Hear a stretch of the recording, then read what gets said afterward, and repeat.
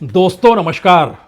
या तो ईरान के सुप्रीम लीडर अयतुल्ला अली खामेनेई की सत्ता बचेगी या फिर इजराइल के प्रधानमंत्री बेंजामिन नेतान्याहू की सत्ता डामाडोल हो जाएगी। इस युद्ध के बीच में या तो ईरान परमाणु परीक्षण कर लेगा या फिर परमाणु परीक्षण की दिशा में बढ़ते कदम को रोकने के लिए अमेरिका ईरान को नेस्तनाबूद करने की दिशा में कदम उठा लेगा, जो इजराइल चाहता है।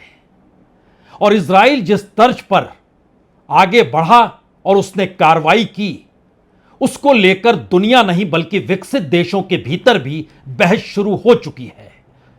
तो क्या नेतान्याहू को रोक पाना सिर्फ अमेरिका के बस में है? और इसका जिक्र बार बार ब्रिटेन और फ्रांस कर रहे हैं। जापान ने आलोचना की है जिस तरीके से अटैक किया गया। जिन देशों के रिश्ते राजनयिक तौर पर इजराइल के साथ नहीं है, उनकी भी एक बड़ी लंबी कतार है और वो सभी इजराइल के इस हमले का विरोध कर रहे हैं। जिनके राजनयिक रिश्ते हैं वह उन रिश्तों को संभालते हुए एक संयम वाली कूटनीति को अपनाने की दिशा में लगातार अपने आप को दिखा रहे हैं। होगा क्या? यह सवाल हर रात के बाद अगली सुबह इसलिए बड़ा होते चला जा रहा है क्योंकि तेहरान कब जल उठेगा कोई नहीं जानता। तेल अवीव कब पूरी तरीके से ध्वस्त हो जाएगा कोई नहीं जानता।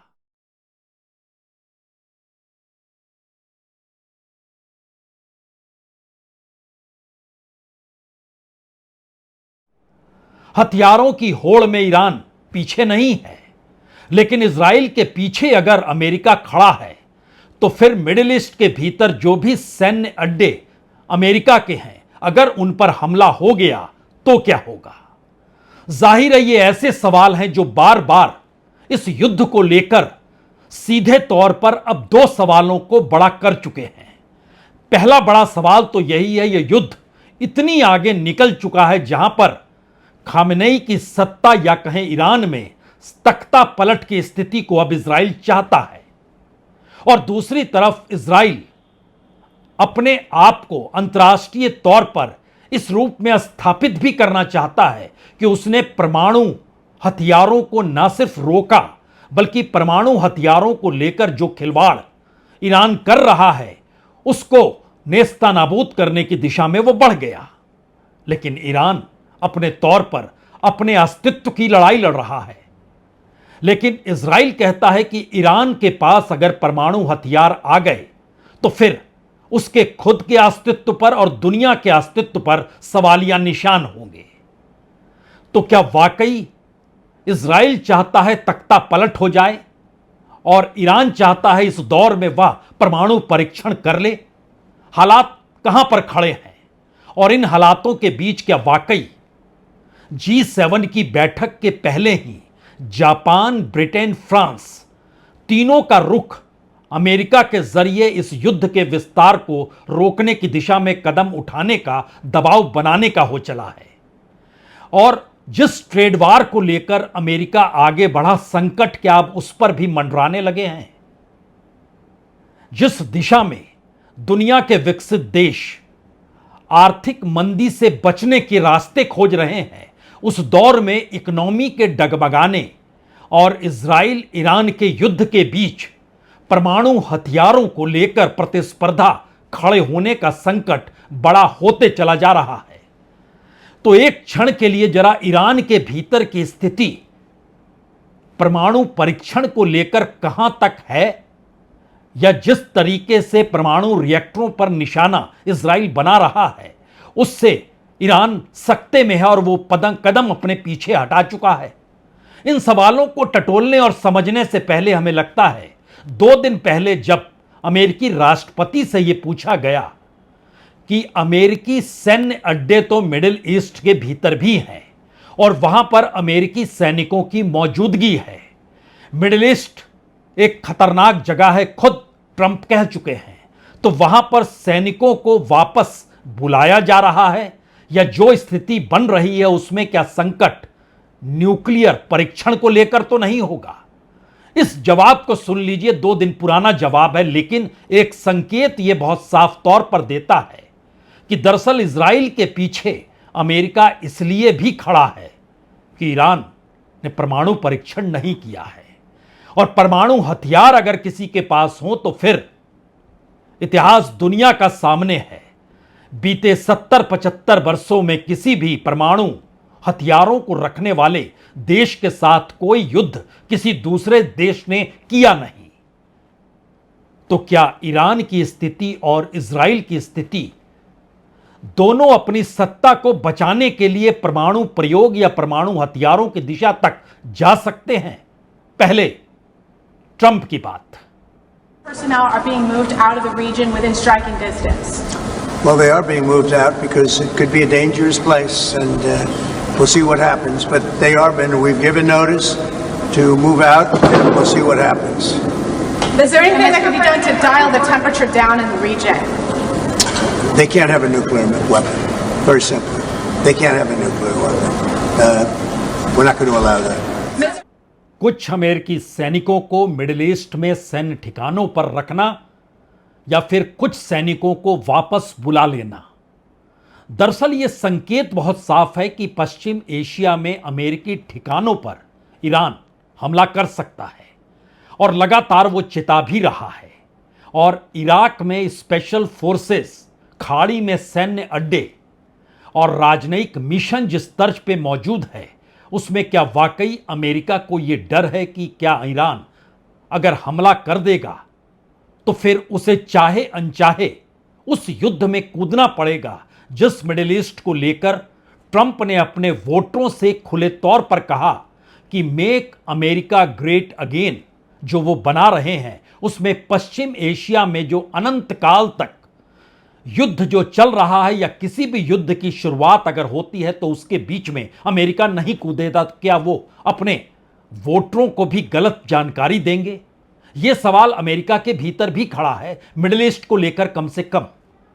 और मिडिल ईस्ट की यात्रा, सबसे पहली यात्रा बतौर राष्ट्रपति जब ट्रंप ने की और वो इजराइल नहीं गए, तो भी यह सवाल खड़ा हुआ था, क्या इजराइल के भीतर अब नेतान्याहू की सत्ता के दिन इन्हें गिने चुने बचे हैं? और अमेरिका या अमेरिकी राष्ट्रपति जिस तरीके से व्यापार की दिशा में आगे समूची दुनिया को बढ़ा रहे हैं और मिडिल ईस्ट के भीतर भी उन देशों में जा रहे हैं जहां एक वक्त उन देशों के खिलाफ अमेरिका खड़ा था, वहां पर रहने वाले आतंकवादी संगठनों को निशाने पर ले रहा था। और एक सवाल बार बार उठ रहा था कि अगर ईरान के पास न्यूक्लियर पावर आ गया तो न्यूक्लियर टेररिज्म देखने को दुनिया को मिलेगा। और इसी बात का जिक्र इजराइल करता है, और इजराइल जब जब ईरान पर हमले का जिक्र करते हुए न्यूक्लियर हथियारों का जिक्र करता है तो उसमें वह सामने अमेरिका को खड़ा कर देता है।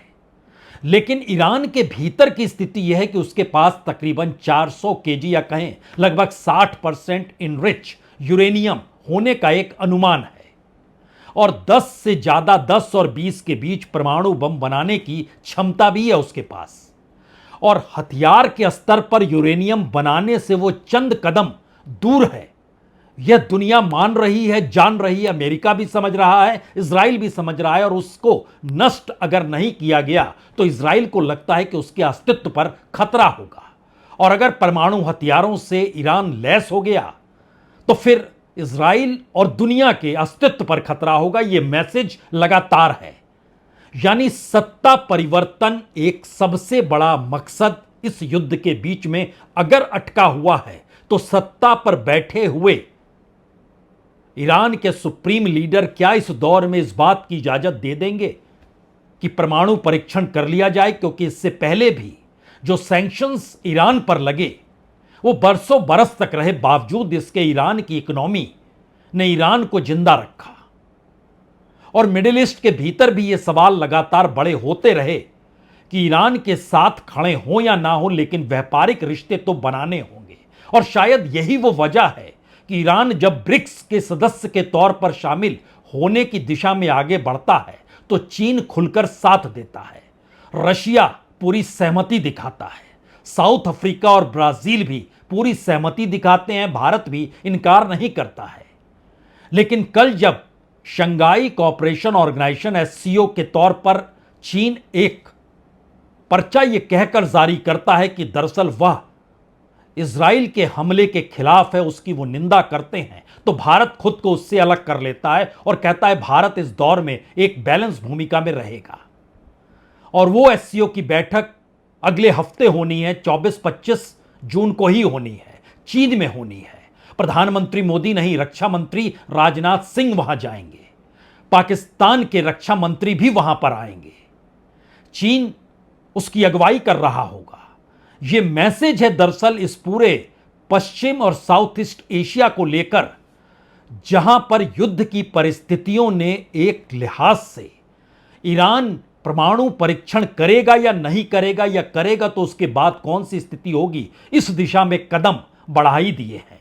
क्योंकि इजराइल के कुछ परमाणु वैज्ञानिकों ने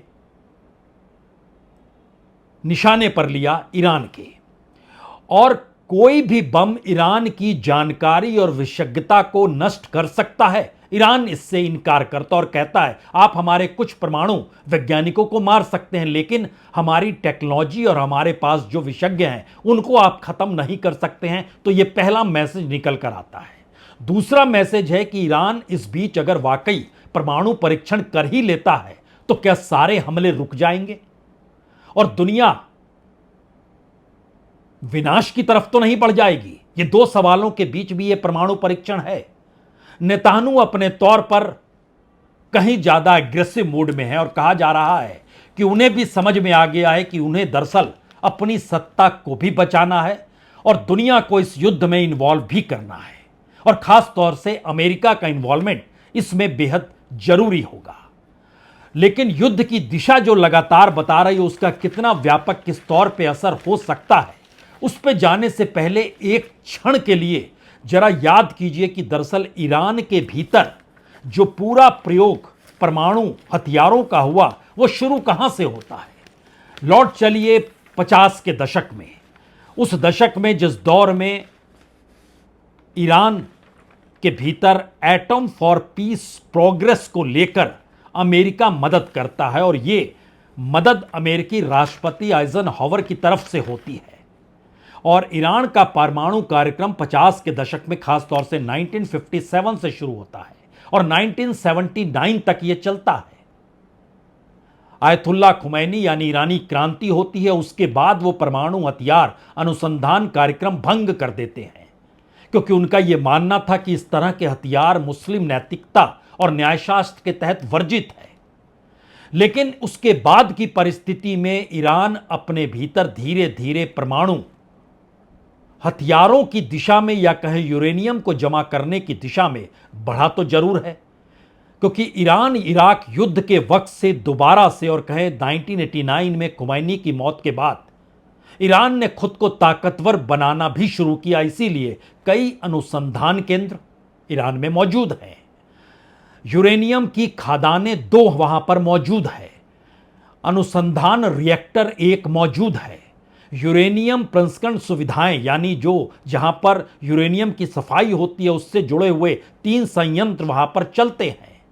लेकिन सवाल इन सब के बीच सबसे बड़ा यह था 2015 में, जब joint comprehensive plan of action for uranium को लेकर जो सवाल खड़े हुए, उसमें समझौता अमेरिका के साथ जरूर हुआ ईरान का, लेकिन 2018 में अमेरिका ने विड्रॉ कर लिया उस एग्रीमेंट से और उसके बाद ईरान पर सैंक्शंस लगा दिए। अक्टूबर 2023 में IAEA की रिपोर्ट में बताया गया कि 2015 के बाद 2023 तक के बीच में 22 गुना से ज्यादा यूरेनियम स्टॉकपाइल ईरान ने कर लिया है। और 2015 के अप्रैल में, यानी 2-3 महीने पहले ही बाकायदा ट्रंप ने कहा कि दरअसल एक बायलैटरल नेगोशिएशन होना चाहिए, जिससे आप पर से हम सैंक्शन हटा लेंगे और यूरेनियम कार्यक्रम आप रोक देंगे। ईरान ने सहमति नहीं जताई और उसकी जो छठे दौर की बैठक होनी थी कल, उसको ईरान ने उस बैठक में शामिल होने से मना कर दिया। और यहीं से यह सवाल उठा कि अगर अप्रैल में जो बातों को लेकर समझौते की दिशा में कदम बढ़े और ट्रंप उसमें अब फेल हो गए, तो क्या ट्रंप अब इजराइल के पीछे खड़े होंगे और 13 जून को जो हमला इजराइल की तरफ से किया गया उसमें निशाने पर सिर्फ और सिर्फ परमाणु हथियार हैं, या इन परमाणु हथियारों के साथ जो संदेश खुले तौर पर नेतान्याहू ने यह कहकर दिया कि ईरान को यूरेनियम हथियारों के साथ, यानी यूरेनियम को हथियारों में तब्दील करने के साथ और बैलिस्टिक मिसाइल वो बनाए, वह उसके खिलाफ इस युद्ध को कर रहे हैं जो अपने आप में अभी तक का सबसे बड़ा युद्ध है। The Islamic regime, which has oppressed you for nearly 50 years, threatens to destroy my country, the State of Israel. The objective of Israel's military operation is to remove this threat, both the nuclear threat and the ballistic missile threat to Israel. दरअसल Netanyahu का संकट, या कहें Israel के भीतर का संकट, यह भी है कि अमेरिका में भी सत्ता परिवर्तन के बाद दुनिया को देखने का दृष्टिकोण और अंतर्राष्ट्रीय कूटनीति की जो पूरी लकीर है उसको ही ट्रंप ने इस दौर में बदल डाला है। और इस बात से इजराइल इनकार नहीं कर सकता, या दुनिया इस हकीकत को जानती है कि अमेरिकी राष्ट्रपति आइजनहावर जो 1953 से 1961 तक राष्ट्रपति थे, उसी दौर में उन्होंने ईरान के साथ ईरान को परमाणु हथियारों के साथ, या कहें परमाणु हथियारों के साथ पीस के क्षेत्र में वो काम करे, उस दौर में शाह मोहम्मद रिजा पहलवी होते थे, उनके साथ बाकायदा समझौता किया। और 1967 में जो तेहरान रिसर्च रिएक्टर बना, उसको बनाने में अमेरिका का ही हाथ रहा। 1974 में atomic energy organisation of Iran जो बना, उसको भी बनवाने में अमेरिका का ही हाथ रहा। और इस पूरी प्रक्रिया के भीतर से जब आप गुजरेंगे तो हो सकता है अब जब इस बात का जिक्र इजराइल खुले तौर पर कह रहा है कि अगर परमाणु हथियार ईरान के पास आ गए तो दुनिया एक नए तरीके के न्यूक्लियर टेररिज्म को देखेगी। टेररिज्म न्यूक्लियर हथियारों के साथ इजराइल जोड़ रहा है, और अगर यह स्थिति है तो अब इस युद्ध उस मोड़ पर लाकर खड़ा कर दिया गया है जहां पर इजराइल के भीतर भी यह सवाल है कि अगर जिस रास्तों पर और जिन जरियों के जरिए, जो बातों के जरिए वो लगातार ये कह रहे हैं कि ईरान की सत्ता पलटनी चाहिए, बदलनी चाहिए, तख्ता पलट होना चाहिए, तो अगर वो नहीं हुआ तो संकट इजराइल के भीतर गहरा जाएगा। इराक, याद कीजिए, केमिकल हथियारों से लैस है, यही जिक्र किया गया था। सद्दाम हुसैन खत्म हो गए।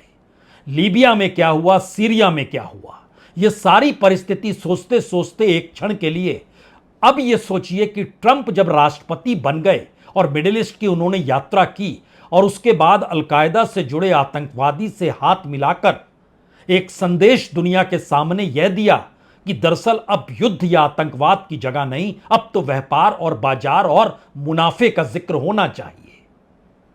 तो अगला सवाल यह भी है, यह युद्ध जिस दिशा में बढ़ रहा है उससे पूरा बाजार, पूरा ट्रेड वार, G7 की बैठक में जिस इकोनॉमिक कंडीशन को लेकर चर्चा होनी है, सब कुछ तो डगमगा जाएगा। इसीलिए दुनिया भर के भीतर जो भी राजदूत इजराइल के जिन देशों के साथ हैं, जिन देशों के साथ नहीं है वो इजराइल के साथ नहीं खड़े हैं, उसमें इंडोनेशिया भी है, उसमें मलेशिया भी है, और भी कई देशों की पूरी लंबी कतार है। लेकिन नया सवाल यह है कि ट्रंप अगर अपनी कूटनीति और विदेश नीति को अपने ट्रेड वार से जोड़कर चल रहे हैं तो क्या वह इस युद्ध के परिणामों को देखकर अपने आने वाले वक्त की मिडिल ईस्ट नीतियों को निर्धारित करेंगे?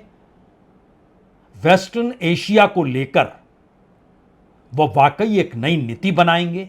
ईरान को लेकर कोई नई नीति बना सकते हैं? इजराइल को लेकर जो सवाल विकसित देशों के भीतर भी है कि नेतान्याहू को सिर्फ अमेरिका या कहें ट्रंप ही संयम में ला सकते हैं, तो भी इन सब के बीच इजराइल के तमाम राजदूत जो दुनिया के अलग अलग देशों में है, उसमें भारत में भी है, भारत में भी इंटरव्यू लिया गया और उनसे पूछा गया किसने मदद की ईरान को।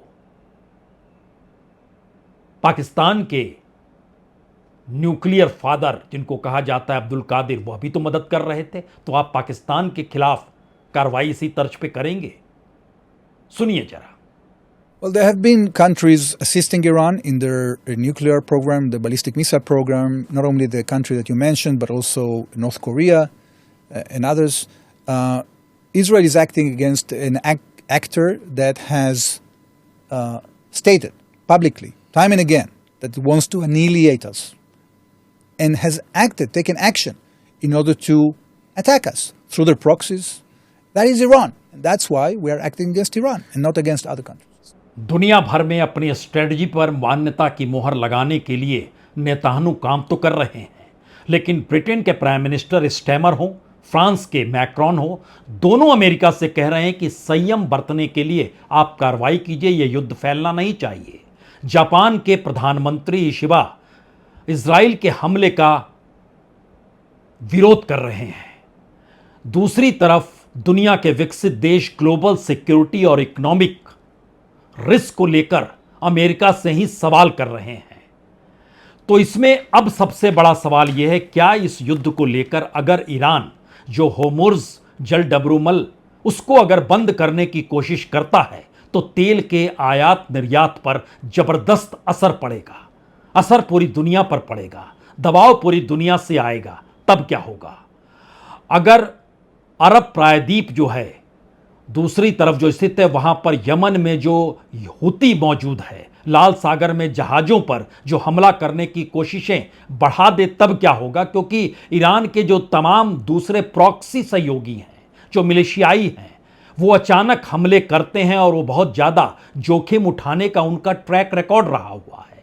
आपने हमास, हिजबुल्लाह सबको कमज़ोर किया, लेकिन बावजूद इसके व्यापार को लेकर जो रास्ते हैं उसको बंद तो किया जा सकता है। तो शायद इसीलिए सवाल यह भी है कि 9 करोड़ की आबादी वाले ईरान के पास 10 लाख की फौज है, सेजिल और इमाम जैसी मिसाइल है जो तकरीबन 2500 किलोमीटर की रेंज में आती है, यानी इजराइल पूरे उनके रेंज में आता है। ये हालात तो बहुत साफ बतलाते हैं कि ट्रेड वार भी संकट में है, क्योंकि अंतर्राष्ट्रीय तौर पर चीन और रूस और ईरान और ब्रिक्स और एससीओ और आने वाले वक्त में क्वाड सभी उलझन में आएंगे और नए रास्ते को चुनने की दिशा में हर देश जाएगा। बीते 3 दिनों में लगभग 12 से 15% तक कच्चे तेल की कीमत अंतर्राष्ट्रीय बाजार में बढ़ चुकी है। जाहिर है डॉलर को लेकर भी दुनिया के तमाम खजानों पर असर पड़ रहा है, भारत पर भी पड़ेगा, पढ़ना शुरू भी हो गया है। तो क्या जिस इकोनॉमी को डगमगाने से रोकने या खड़ा करने की दिशा में अमेरिकी राष्ट्रपति ट्रंप बिजनेस की दिशा में बढ़ना चाहते थे, उस युद्ध ने अब उसे डगमगा दिया है? और अगर यह तख्ता पलट के लिए यह युद्ध की शुरुआत हुई है, तो फिर इराक और लीबिया या सीरिया में इससे पहले क्या हुआ? ईरान में तख्ता पलट के बाद वहां जो राजनीतिक शून्यता आएगी, जो गृह युद्ध की परिस्थितियां आएगी, उससे कौन से नए रास्ते निकलेंगे? और अगर युद्ध को लेकर अब ईरान को यह लगने लगा है मसला सिर्फ परमाणु हथियारों का नहीं, बल्कि उसकी अपनी सत्ता को पलटने और तख्ता पलट की दिशा में इजराइल ले जाना चाह रहा है, तो अगला सवाल यह भी है, इस परिस्थितियों के बीच क्या ईरान वाकई परमाणु परीक्षण की दिशा में बढ़ेगा और एक मैसेज देगा कि अब हम परमाणु हथियारों से लैस हैं? तो क्या यह युद्ध रुक जाएगा, या फिर अमेरिका पहली बार इजराइल को संयम में रखना भी सिखाएगा और खास तौर से पश्चिम और मध्य एशिया के भीतर पावर बैलेंस करने के लिए एक नई परिस्थिति में ईरान को ही वह साथ लेकर खड़ा हो जाएगा, क्योंकि काउंटर उसे चीन को करना है, काउंटर उसे ब्रिक्स देशों को करना है, उसको नए तरीके से साउथ ईस्ट एशिया में भी अपने सैन्य अड्डे बनाने हैं। इसीलिए वो नए नए देशों की खोज भी कर रहा है। तो क्या ये अमेरिकी प्लान के हिसाब से युद्ध खत्म होगा, या फिर इजरायली प्लान के तहत यह युद्ध आगे बढ़ेगा, या फिर ईरान के प्लान के तहत परमाणु परीक्षण अंतर्राष्ट्रीय ताकतों के सामने एक नई चुनौती को खड़ा कर देगा? बहुत बहुत शुक्रिया, बहुत बहुत शुक्रिया।